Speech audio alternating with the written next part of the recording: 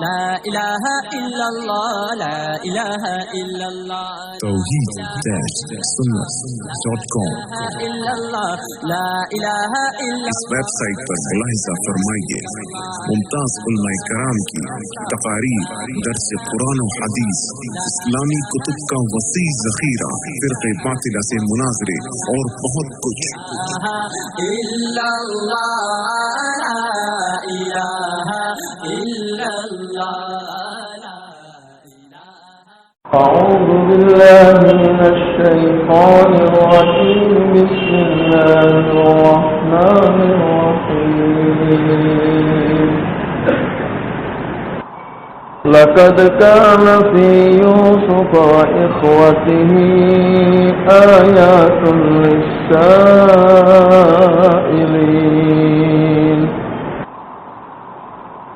إذ قالوا ليوسف وأخوه أحب إلى أبينا منا ونحن عصبة إن أبانا لفي ضلال مبين اقتلوا يوسف واطرحوه أرضا يخل لكم وجه أبيكم وتكونوا من بعده قوما صالحين قال قائل لا تقتلوا يوسف وألقوه في غيابة الجب يلتقطه بعض السيارة إن كنتم فاعلين صدق الله مولانا العظيم۔ محترم دوستو، بزرگوں، جیسا کہ اس سے پہلے ہم نے یوسف علیہ السلام کے اس قصے میں جانا کہ حضرت یوسف علیہ السلام نے خواب دیکھا تھا کہ 11 ستارے، چاند، سورج حضرت یوسف علیہ السلام کے سامنے جھک رہے۔ حضرت یوسف علیہ السلام نے اس خواب کا اپنے والد کے سامنے ذکر کیا۔ ان کے والد حضرت یعقوب علیہ السلام نے یوسف علیہ السلام کو منع فرمایا کہ دیکھو بیٹے، یہ خواب اپنے بھائیوں کے سامنے بیان مت کرنا، اور منع کرتے ہوئے فرمایا کہ ان الشیطان، بے شک شیطان جو ہے انسان کا کھلا دشمن ہے۔ آگے اللہ تعالی بیان فرماتے ہیں لقد كان في يوسف وإخوته آيات للسائلين، بے شک یوسف علیہ السلام اور ان کے بھائیوں کے قصے میں سوال کرنے والوں کے لیے بہت ساری نشانیاں ہیں۔ اللہ تعالی بیان فرماتے ہیں کہ یوسف علیہ السلام کے اس قصے میں سائلین کے لیے، سوال کرنے والوں کے لیے بڑی قدرت کی نشانیاں ہیں، اللہ کی واضح نشانیاں، کھلی نشانیاں، کہ جس نشانی کو جو اللہ کو نہیں مانتا اگر وہ بھی غور سے دیکھے تو اللہ اس کو بھی ایمان نصیب کر دے۔ ایسی کھلی نشانی. ایک تو یہ کہ مدینہ کے یہود کو جب پتہ چلا کہ مکہ المکرمہ میں ایک نبی محمد صلی اللہ علیہ وسلم کے نامی ظاہر ہوئے ہیں، تو مدینے کے یہود نے آپ کا بڑا تذکرہ سنا، بڑا ذکر سنا، تو مدینہ منورہ کے یہود نے چند لوگوں کو تیار کیا اور مکہ المکرمہ بھیجا، اور انہوں نے آ کر اللہ کے نبی صلی اللہ علیہ وسلم سے سوال کیا کہ اے نبی پاک صلی اللہ علیہ وسلم، آپ بتلائیں کہ یوسف علیہ السلام کو ملک شام سے مصر کیوں جانا پڑا، اور یعقوب علیہ السلام کون تھے، اور ان کے بھائیوں کا کیا قصہ تھا. یہ سوال پوچھ رہے ہیں مدینہ کے یہود مکہ میں آ کر. علماء لکھتے ہیں کہ جس وقت سوال پوچھا جا رہا ہے اس وقت مکہ المکرمہ میں کوئی اہل کتاب نہیں تھا، یعنی ایسا کوئی شخص نہیں تھا جو تورات اور انجیل کا علم رکھتا ہو. یہی تو ایسی کتابیں تھیں کہ جن کتابوں میں یوسف علیہ السلام کا مختصر تذکرہ تھا، تفصیلی بیان نہیں. اللہ کے نبی صلی اللہ علیہ وسلم نے ایسے حالات میں جبکہ توریت اور انجیل کا جاننے والا مکے میں کوئی نہیں تھا، پورا قصہ یوسف علیہ السلام کا تفصیل کے ساتھ اللہ کے نبی صلی اللہ علیہ وسلم نے بیان کیا. یہ آپ صلی اللہ علیہ وسلم کا کھلا معجزہ ہے، اور مدینہ کے یہود نے اس کو تسلیم کیا کہ واقع میں یہ اللہ کے نبی ہیں، سچے نبی ہیں، اور آسمان سے ان پر خبریں آتی ہیں. اسی لیے انہوں نے پورا قصہ کہ توریت میں بھی اتنی تفصیل نہیں، انجیل میں بھی اتنی تفصیل نہیں، اس نبی پاک صلی اللہ علیہ وسلم نے وہ پورا قصہ تفصیل کے ساتھ بیان کر دیا. علماء لکھتے ہیں اسی لیے اللہ تعالی فرماتے ہیں کہ اس قصے میں سائلین کے لیے بہت ساری نشانیاں ہیں اللہ کی قدرت کی. آگے اللہ فرماتے ہیں اذ قالوا ليوسف واخوه احب الى ابينا منا ونحن عصبة. وہ وقت قابل ذکر ہے جبکہ بھائیوں نے کہا کہ ہمارے والد کو یوسف علیہ السلام اور ان کا بھائی بنیامین یہ زیادہ محبوب ہے ہم سے، منا ہم سے، وَنَحْنُ عُصْبَةٌ حالانکہ ہم پوری جماعت ہیں، یعنی ہم تو کثیر مقدار میں ہیں، بڑی تعداد میں ہیں. علماء لکھتے ہیں کہ یوسف علیہ السلام کے جو 10 بھائی تھے،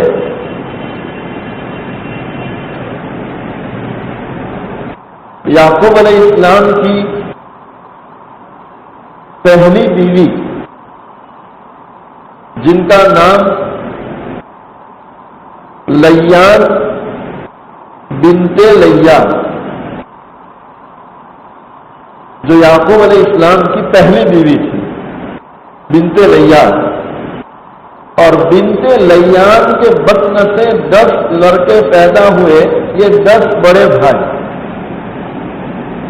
جب ان کی وفات ہو گئی تو حضرت یعقوب علیہ السلام نے ان کی بہن حضرت راحیلہ ان سے نکاح کیا، اور راحیلہ کے بطن سے 2 بیٹے پیدا ہوئے، حضرت یوسف علیہ السلام اور بنیامین. تو یہ دونوں ماں شریک حقیقی بھائی تھے، یوسف اور بنیامین. اور وہ 10 بھائی اور یہ 2 بھائی، یہ باپ شریک تھے یعنی اللاتی تھے، کل یہ 12 بھائی تھے۔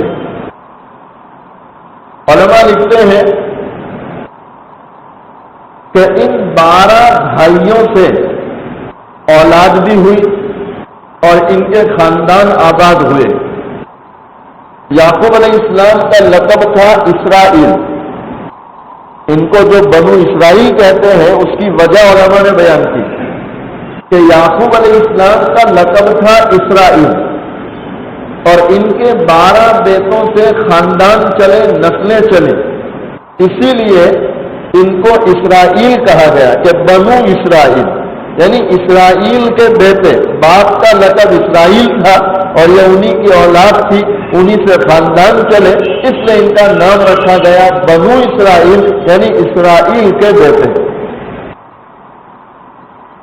اب یہ جو 10 بھائی تھے سب بڑے تھے، طاقتور تھے، تو ان کو جو ہے یہ گمان تھا کہ ہم تو بڑے ہیں، ہماری تعداد زیادہ ہے، اگر باپ کو کوئی نقصان پہنچانا چاہے تو یہ دونوں تو چھوٹے ہیں، یہ تھوڑے مدد کر سکتے ہیں، مدد تو ہم بڑے کر سکتے ہیں۔ لیکن اس کے باوجود باپ کا حال یہ ہے کہ دونوں کو بغل میں رکھتے ہیں اور ہم سے اتنا پیار نہیں کرتے، ہم سے اتنی محبت نہیں کرتے۔ یہ 10 بھائیوں کو شکایت تھی۔ حالانکہ علماء لکھتے ہیں کہ ہم ہمارے سماج میں، ہمارے گھروں میں دیکھیں، عام طور پر ماں باپ کے نزدیک جو بیٹا یا جو بیٹی چھوٹی ہوتی ہے بڑوں کے مقابلے میں اس سے زیادہ پیار ہوتا ہے، اور وجہ اس کی یہ ہے کہ جو بڑا ہو گیا اب اس کو ماں باپ کے پیار کی اتنی ضرورت نہیں جتنی چھوٹے کو ضرورت ہوتی ہے، اس لیے کہ چھوٹا بچہ ماں باپ کے پیار کے سہارے آگے بڑھتا ہے تو اس کو زیادہ ضرورت ہے بڑے کے مقابلے میں۔ اب یہی وجہ تھی یوسف اور بنیامین کو قریب رکھنے کی، لیکن بھائی اس چیز کو سمجھ نہیں سکے تو بھائیوں کو حسد ہوا۔ ہمارے علماء لکھتے ہیں کہ حسد کی آگ اتنی خطرناک ہے کہ جب کسی کے دل میں یہ آگ لگ جائے کسی کروٹ اس کو چین اور سکون نہیں ملتا۔ ہمارے استاد فرماتے تھے کہ حاسد یعنی حسد کرنے والا، دنیا میں مارکیٹ میں ہم دیکھتے ہیں کہ کسی کی دکان سے زیادہ چل جائے بس اتنا حسد کے لیے کافی ہے، فوراً حسد شروع ہو جاتا ہے کہ یہ آگے کیوں بڑھ رہا ہے۔ اللہ تعالیٰ میری، آپ کی اور پوری امت کی حسد سے پوری حفاظت فرمائے۔ بڑی سخت بیماری، علماء لکھتے ہیں کہ حاسد کی دنیا میں سب سے بڑی اللہ کی طرف سے سزا یہ ہے کہ اس کو کسی کروٹ چین نہیں ملتا، ہر وقت بے چین رہتا ہے، یہ سب سے بڑی سزا ہے۔ اور آخرت میں جس بندے کے دل میں حسد ہوگا، علماء لکھتے ہیں اللہ اس کو جنت میں داخل نہیں کریں گے حسد کی وجہ سے۔ یہاں سب سے بڑا جو نقصان پہنچا ہے 10 بھائیوں کو وہ حسد ہی کی بنیاد پر۔ علماء نے لکھا کہ سب سے پہلے دنیا میں جو گناہ اترا وہ حسد کا گناہ اترا سب سے پہلا۔ تو آدم علیہ السلام کو جو بیٹے ہوئے، ایک تو حابل اور دوسرا قابل، یہ 2 بیٹے جو آدم علیہ السلام کو ہوئے، ان 2 بھائیوں میں سب سے پہلے جو بنیاد تھی جھگڑے کی وہ حسد تھا۔ حابل کو قتل کیا قابل نے۔ بہت سے لوگوں کو یاد رکھنے میں پریشانی ہوتی ہے کہ قاتل کون تھا، حابل یا قابل، تو علماء نے آسانی کر دی کہ قاتل میں بھی کاف اور قابل میں بھی کاف، 2 کاف کو ملا دو، قابل قاتل ہے اور حابل مقتول ہے۔ سمجھ گئے نا؟ بہت آسان ہے کہ قابل میں بھی کاف ہے، قاتل میں بھی کاف ہے۔ علماء لکھتے ہیں کہ سب سے پہلے دنیا میں جو حسد کا گناہ اترا وہ ان دو بھائیوں کے ذریعے کہ قابل نے حابل کو قتل کر دیا حسد کے بعد۔ سب سے بڑی بنیاد قتل کی تھی حسد۔ یہاں پر بھی ان بھائیوں میں جو جھگڑا ہوا اس کی وجہ، اس کا سبب حسد تھا کہ بھائیوں کو حسد ہوا کہ یعقوب علیہ السلام ان کو قریب کیوں رکھتے ہیں حالانکہ ہم بڑی جماعت میں ہیں۔ علماء لکھتے ہیں کہ یہی سبب تھا، تو ان کی زبانوں پر یہ تھا کہ انا ابانا لفی ضلال مبین، کہ بے شک ہمارا باپ کھلی گمراہی میں ہے۔ یہاں ایک بات سمجھا دوں کہ قرآن مجید نے جو لفظ استعمال کیا یعقوب علیہ السلام کی شان میں وہ دلال کا ہے۔ دلال عربی میں اس کا ترجمہ ہوتا ہے گمراہ۔ اب بیٹے خود اپنے باپ کے بارے میں کہہ رہے ہیں کہ ہمارا باپ کھلی گمراہی میں ہے۔ یہاں سمجھنے کی ضرورت ہے، ہمارے علماء سمجھاتے ہیں کہ اگر کوئی شخص علماء کی رہنمائی چھوڑ کر اور صحابہ اکرام رضوان اللہ علیہ اجمعین سے جو تفسیر منقول ہے اس کو چھوڑ کر تنہا گرامر یعنی لغت کا سہارا لے کر اس آیت کو سمجھنے جائے گا تو وہ گمراہ ہو جائے گا۔ اس لیے کہ دلال کی جو تفسیر صحابہ کرام سے منقول ہے وہ یہ ہے کہ یہاں دلال سے مراد نا انصافی کرنے والا، نہ کہ ہدایت کے راستے سے گمراہ ہونے والا۔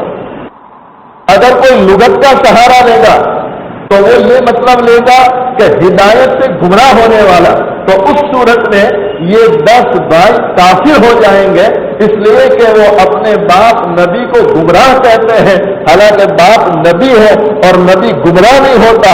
اب نبی کو دلال کہنا، علماء لکھتے ہیں کہ اس صورت میں بیٹے کافر ہو جاتے ہیں، حالانکہ حدیث سے یہ بات معلوم ہوتی ہے کہ 10 بھائی مسلمان تھے، کافر نہیں تھے۔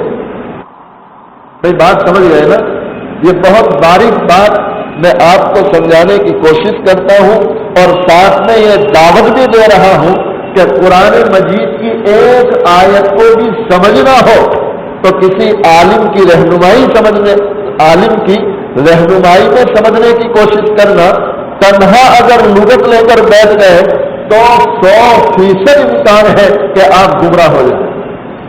توحید-سنت.com کبھی بھی قرآن کو لغت کے سہارے سمجھنے کی کوشش نہ کریں، بلکہ صحابہ کرام رضوان اللہ علیہ اجمعین نے جو تفسیریں بیان کی، الحمدللہ ہمارے علماء نے خون پسینہ ایک کر کے اس کو کتابوں میں جمع کر دیا۔ اسی کے سہارے سمجھنے کی کوشش کریں، تبھی جا کے آپ سمجھ سکتے ہیں، ورنہ بہت زیادہ امکان ہے کہ آپ گمراہ ہو جائیں۔ ساتھ ہی ساتھ میں کہتا چلوں، بخاری شریف کا بھی گجراتی ہو گیا، بہت سے لوگوں کے پاس اس کا گجراتی ترجمہ ہوگا۔ میں آپ سے ادباً یہ عرض کرتا ہوں کہ وہ جو گجراتی بخاری شریف کے نسخے ہیں آپ اس کو پڑھنا چاہتے ہیں پڑھیں، لیکن جہاں کوئی بات ایسی لگے کہ ذہن میں نہیں آتی آپ بالکل آگے نہ بڑھیں۔ بستی کے کسی عالم کو یا مسجد کے امام صاحب کے ساتھ پاس جائیں، اس کو پہلے سمجھیں کہ کیا کہنا چاہتے ہیں۔ وجہ میں آپ کو بیان کروں، ایک حدیث میں اللہ کے نبی صلی اللہ علیہ وسلم نے فرمایا کہ جہاں آپ کسی کوڑ والے انسان کو دیکھیں، یعنی جس کو کوڑ کی بیماری ہے، جس کے پورے بدن پر سفید داغ ہے، حدیث ہے، آپ فرماتے اس کو دیکھیں تو آپ شیر کی طرح وہاں سے بھاگیں، یعنی اس کے قریب بھی نہ بیٹھے. یہ ایک حدیث. دوسری حدیث میں ہے کہ اللہ کے نبی صلی اللہ علیہ وسلم نے کوری انسان کے ساتھ بیٹھ کر کھانا کھایا. دیکھو تضاد ہو گیا کہ نہیں؟ ادھر تو کہتے ہیں کہ کوری کو دیکھے تو بھاگے، یعنی اس کے ساتھ بیٹھے بھی مت. جب بیٹھنے کو منع کرتے ہیں تو کھانا تو بالکل منع ہو گیا. دوسری حدیث میں آپ کا عمل موجود ہے کہ آپ نے ساتھ میں بیٹھ کے کھانا کھایا. اب ہم کس حدیث پر عمل کریں؟ اگر آپ گجراتی وہ پڑھیں گے، دونوں روایتیں سامنے آئے گی تو آپ پریشان ہو جائیں گے کہ اس میں صحیح کیا غلط کیا. حالانکہ دونوں 100% صحیح ہے، لیکن ذرہ برابر کسی حدیث کے بارے میں ہمارے ذہن میں شک پیدا ہو گیا. علماء لکھتے ہیں یہ شک کا پیدا ہونا بھی انسان کو ایمان سے خالی کر دیتا. اس لیے میں آداباً عرض کرتا ہوں، دیکھو حکم نہیں کرتا، میں آداباً عرض کرتا ہوں. آپ گجراتی بخاری شریف پڑھنا چاہے پڑھیں، گجراتی ترجمہ پڑھنا چاہے تو پڑھیں، لیکن جہاں آپ کی سمجھ سے بات باہر جا رہی فوراً رک جائے اور بستی کے عالم کے پاس جائیں، اس کو سمجھے پھر آگے بڑھیں، ورنہ بہت زیادہ خطرہ ہے کہ آپ گمراہ ہو جائیں. اب جو بخاری شریف کا گجراتی ہوا اس میں کمی یہ ہے کہ ان کو ایسی حدیثوں کے نیچے نوٹ کر کے خلاصہ لکھنا چاہیے تھا.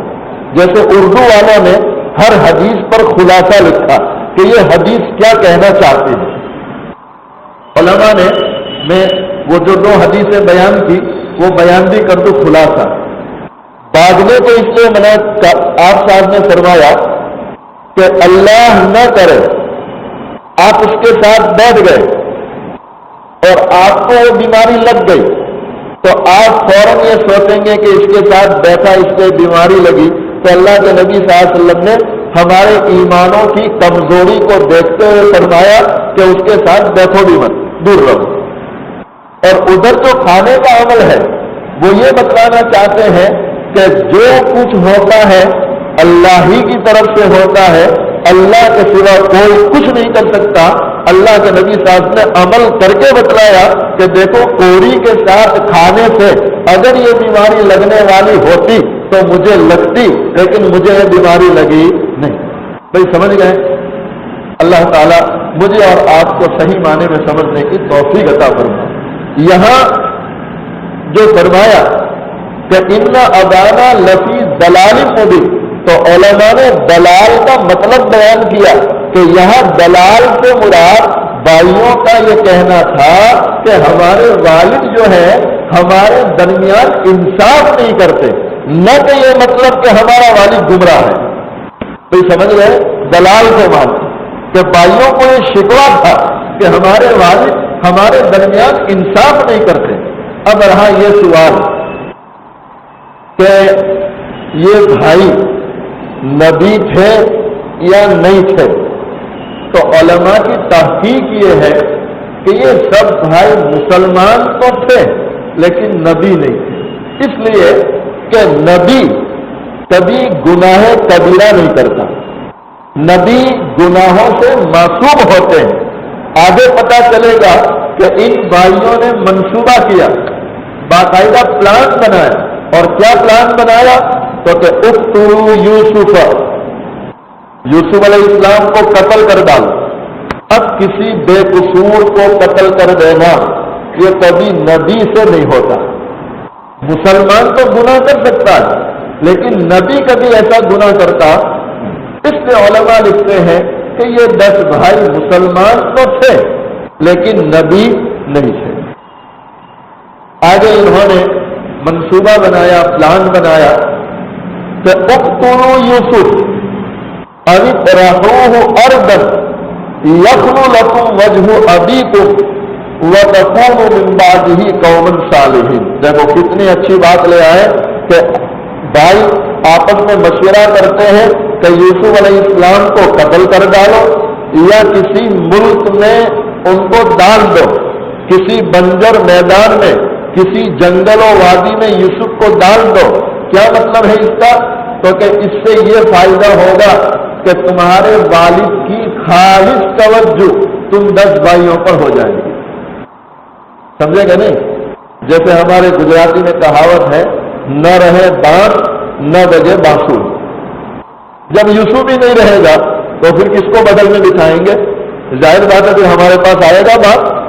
تو اب انہوں نے یہ منصوبہ کیا کہ جو بھائی ہمارے اور باپ کی محبت میں حائل بن رہا، یعنی جو کباب میں ہڈی ہے وہ ہڈی پھینک دو تو کباب خالص ہو جائے گی.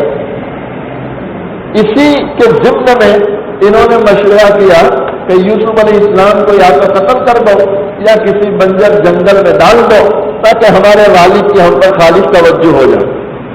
اب ان میں 1-2 سمجھدار تھے، انہوں نے کہا کہ اتنا بڑا گناہ تو کہ کیا حرج ہے، بعد میں توبہ کر لیں گے. جیسے ہمارے لوگ بھی جب گناہ کا نشہ ہوتا ہے تو جی بھر کے گناہ کر لیتے ہیں، اور سمجھدار لوگ ماشاءاللہ نمازی لوگ تو پھر بعد میں سوچتے بھی ہیں کہ چلو گناہ کر لیتے ہیں پھر توبہ بھی کر لیں گے. ہمارے علماء نے لکھا کہ سب سے بڑا شیطان کا فندہ یہ ہے کہ انسان کو یہ لالچ دیتا ہے کہ دیکھ کس نے گناہ نہیں کیا، سب نے گناہ کیے، اور اللہ تو اتنا مہربان ہے کہ گناہ کرنے کے بعد توبہ کرے تو معاف کر دیتا ہے. ارے ابھی گناہ کر لے بعد میں توبہ کر لینا. علماء لکھتے ہیں یہ سب سے بڑا شیطان کا فندہ ہے. اللہ نہ کرے کہ دورانے گناہ موت کا فرشتہ آ جائے اور اسی گناہ کی حالت میں انسان کی روح ختم ہو جائے. یہاں ان بھائیوں نے یہ پلان بنانے کے بعد آپس میں بات کی، وَتَكُونُوا مِن بَعْدِهِ قَوْمًا صَالِحِينَ، اس کے بعد ہم توبہ کر لیں گے اور نیک بن جائیں گے. یہ ان کا مشورہ طے ہو گیا. اس کے بعد جب ان کا یہ مشورہ طے ہوا اور سارے بھائی بالکل تیار ہو گئے تو ان میں سے ایک نے کہا لا تقتلوا یوسف. ارے بھائی اتنا بڑا گناہ ہم اپنے سر پر لے لیں کہ معصوم کو قتل کر دیں؟ یہ مناسب نہیں ہے. علماء لکھتے ہیں کہ 10 بھائیوں میں جو سب سے بڑا بھائی تھا یہودا، جس کا نام تھا یہودا نے اپنے 9 بھائیوں کو سمجھایا کہ دیکھو قتل کرنا یہ تو بہت بڑا گناہ ہے، ہم یہ گناہ اپنے ہاتھ نہیں لے سکتے. اس سے بہتر ہے کہ وَأَلْقُوهُ فِي غَيَابَةِ الْجُبِّ، ہم ان کو کسی پرانے کنویں میں ڈال دیں، پرانے کنویں میں ڈال دیں گے تو ہمارا جو مقصد ہے کہ بیٹے کو باپ سے جدا کرنا وہ مقصد حل ہو جائے گا. رہا یہ کہ کوئی قافلہ آئے گا پانی لینے کے لیے کنویں پر جائے گا، اندر دیکھیں گے تو بچہ دیکھیں گے تو فوراً بچے کو نکال لیں گے، قافلے والے بچے کو ساتھ میں لے کر چلے جائیں گے تو بچے کی جان بھی بچ جائے گی اور ہمارا مقصد بھی حل ہو جائے گا. جیسے ہم گجراتی میں کہتے ہیں کہ سانپ بھی مر جائے لاٹھی بھی نہ ٹوٹے. یہ بالکل اس کے مستحق ہے کہ باپ سے جدائی کرنا ہے تو جدا بھی ہو جائے گا. دیکھو بڑے بھائی کی عقل، اس کی سمجھ، اس کی فہم، اس نے یہ مشورہ دیا یہودا نے کہ اس کو کنویں میں ڈال دیں تاکہ باپ سے جدا ہو جائے گا اور کوئی قافلہ لے کر چلا جائے گا جس سے ہمارا جو مقصد ہے وہ حل ہو جائے گا اور یوسف کی جان بھی بچ جائے گی. اسی کے ضمن میں انہوں نے طے کر لیا، سارے بھائی تیار ہو گئے کہ چلو باپ کی خدمت میں جاتے ہیں اور باپ کو مناتے ہیں، سمجھاتے ہیں اور کسی طرح یوسف کو لے کر جاتے ہیں اور کنویں میں ڈال دیتے ہیں. اب جو ہے اور جو باتیں ہیں، ایک تو غیابہ ہر اس چیز کو کہتے ہیں کہ جس میں ہر چیز گم ہو جائے.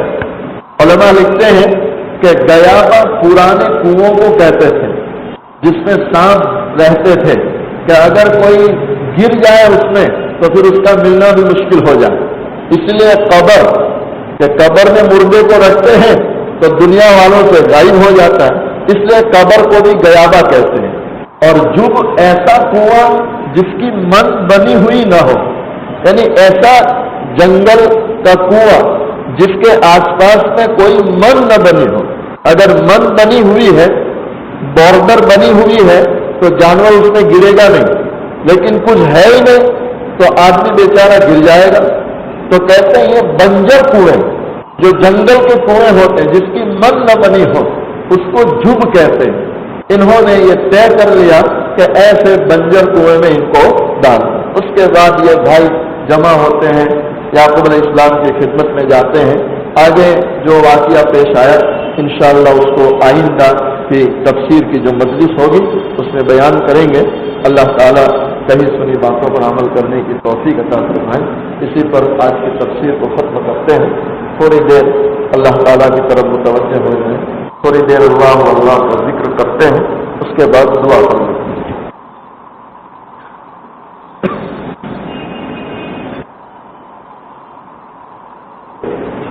अपनी आंखों को बंद कर लें, अपनी गर्दनों को झुका लें। जिस तरह एक छोटा सा बच्चा अपनी मां को अम्मी अम्मी कहकर पुकारता है, मां जिधर चेहरा ले जाती है बच्चा उधर जाके अपनी मां को पुकारता है। बच्चा रोया करता है, यहाँ तक कि मां अपने रोते बच्चे को सीने से लगा लेती है। आज हम उसके गुनहगार बंदे, सियाहकार बंदे, इकरारी गुजरी उस रब की चौखट पकड़ कर लेते हैं। उस रब को अल्लाह अल्लाह कहकर पुकारे ताकि वो रब हम गुनहगारों पर रहम फरमाए।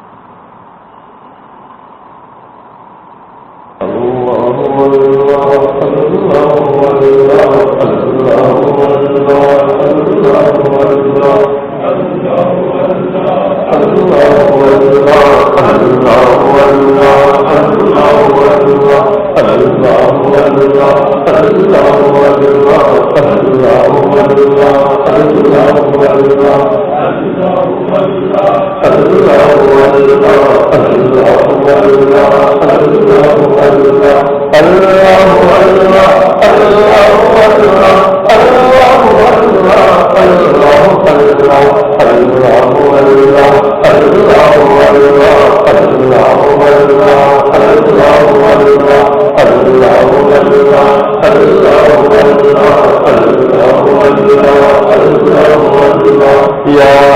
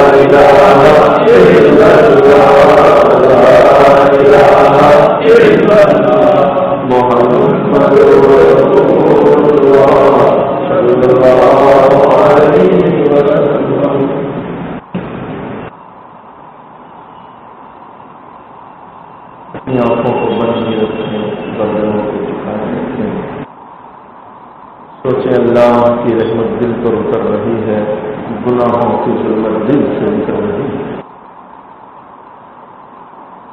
بھول جائے دنیا میں کوئی ہمارا ہے، واقعی اللہ کے بندوں اس دنیا میں سوائے اللہ کے کوئی ہمارا نہیں۔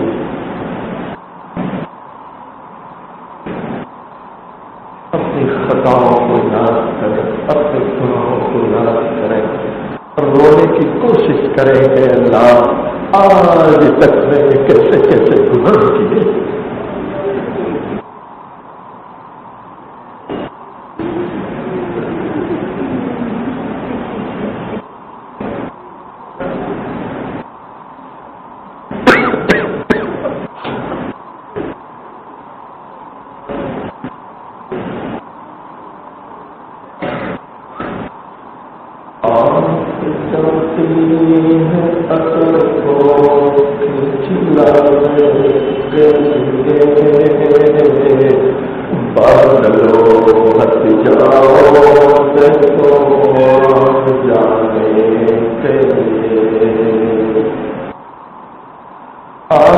جاتی ہے اثر کو کھینچ لانے کے لیے، بادلوں ہٹ جاؤ سے تو جانے کے لیے، اے دعا فریاد کر عرش بری کو تھام کے، اے خدا رخ پھیر دے گردش ایام کے، اے دعا فریاد کر عرش بری کو تھام کے، اے خدا رخ پھیر دے گردش ایام کے، خلق کے راز ہوئے دنیا سے ٹکرائے ہوئے،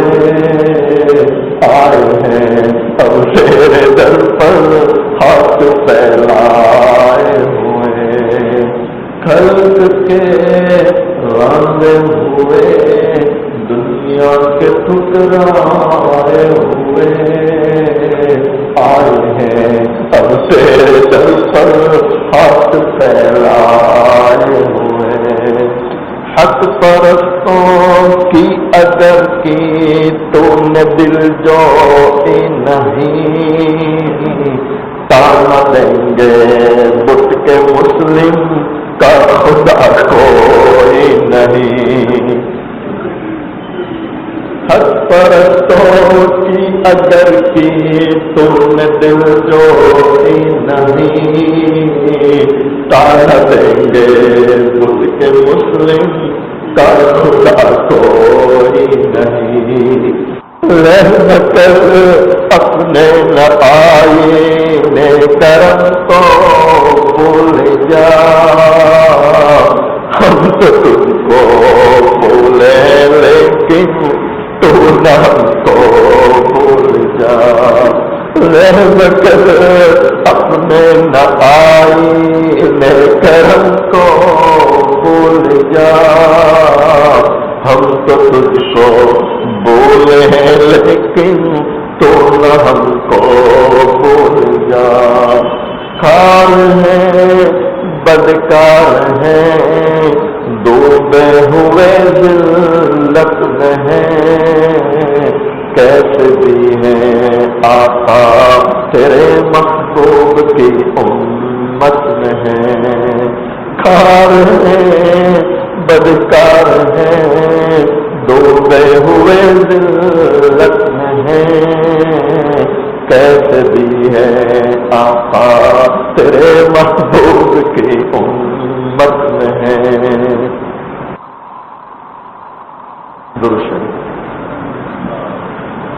بسم اللہ الرحمن الرحیم، سبحان اللہ بحمدہ سبحان اللہ العظیم، اللهم صل على سيدنا محمد وعلى آل سيدنا محمد وبارك وسلم، یا ارحم الراحمین یا ارحم الراحمین یا ارحم الراحمین، یا اکرم الاکرمین، یا حنان یا منان یا غفار یا ستار، یا رحمان یا رحیم یا رحمان یا رحیم یا رحمان یا رحیم یا حی یا قیوم یا حی یا قیوم یا حی یا قیوم. اے اللہ بڑے مقدس آپ کے نام ہیں، بڑے پاکیزہ آپ کے نام ہیں.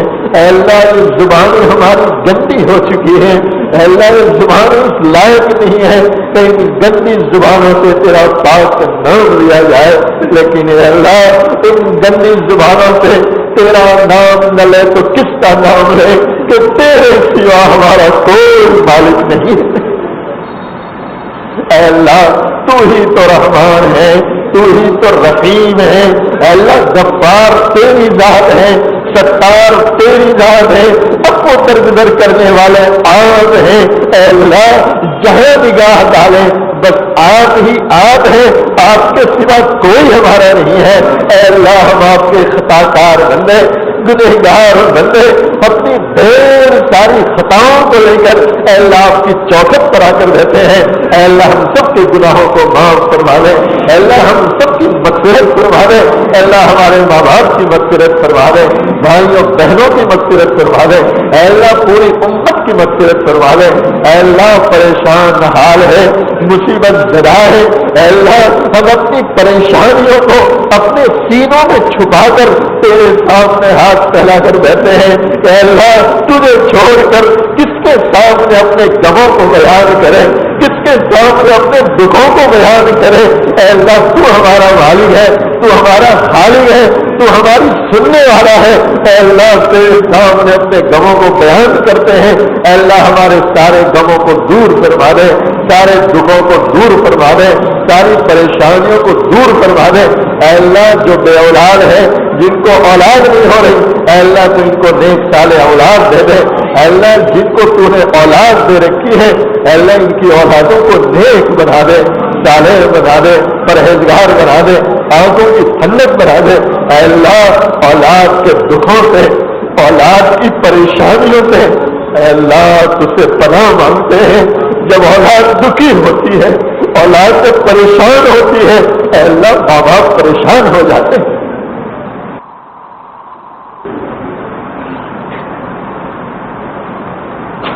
اے اللہ اولاد جب دکھی ہوتی ہے، ماں باپ کا کھانا بند ہو جاتا ہے، ماں باپ پریشان رہتے ہیں. اے اللہ تجھ سے التجا کرتے ہیں مالک اولاد کے غموں سے حفاظت فرما لے، اولاد کی پریشانیوں سے حفاظت فرما لے. اے اللہ اولاد کی گمراہی سے تجھ سے پناہ مانگتے ہیں مالک. ہماری اولاد گمراہ ہو جائے یا ہماری اولاد برے راستوں پر چلی جائے، اے اللہ اس سے پناہ مانگتے ہیں. اللہ تو پوری حفاظت فرما لے. اے اللہ سچ ہے اولاد جب نیک ہوتی ہے اور اولاد جب نیک راستوں پر چلتی ہے، ماں باپ کو دنیا میں جنت کے مزے آتے ہیں. اور اے اللہ اولاد بگڑ جائے، اولاد گمراہ ہو جائے، ماں باپ کے لیے دنیا کی زندگی جہنم کا گھڑا بن جاتی ہے. اے اللہ تجھ سے انتظام کرتے ہیں اور تجھ سے پناہ چاہتے ہیں. اولاد کی ذلتی سے حفاظت فرما، اولاد کی وجہ سے رسوائی سے ہماری حفاظت فرما. اے اللہ دین کے جتنے شعبے ہیں تمام شعبوں کو قبول فرما، تمام کی بے انتہا نصرت فرما، مدد فرما. اے اللہ اتنے سارے لوگ تیرے سامنے ہاتھ پھیلا کر بیٹھے ہیں، ہر ایک اپنی ضرورتیں، اپنی پریشانیوں کو لے کر بیٹھے ہیں. اے اللہ سب کی ضرورتوں کو پورا فرما، سب کی پریشانیوں کو دور فرما. حلال اور پاکیزہ عافیت والی، سکون والی، برکت والی روزی عطا فرما. حرام اور مشتبہ کی جات سے پوری حفاظت فرما. حسد جیسی مہلک اور نفاق جیسی خطرناک بیماریوں اور برائیوں سے اے اللہ ہم سب کی پوری حفاظت فرما. ان اللہ وملائکتہ یصلون علی النبی یا ایھا الذین آمنوا صلوا علیہ وسلموا تسلیما. اللهم صل علی سیدنا محمد وعلی آل سیدنا محمد وبارک وسلم. سبحان ربک رب العزة عما یصفون والسلام علی المرسلین والحمد للہ رب العالمین.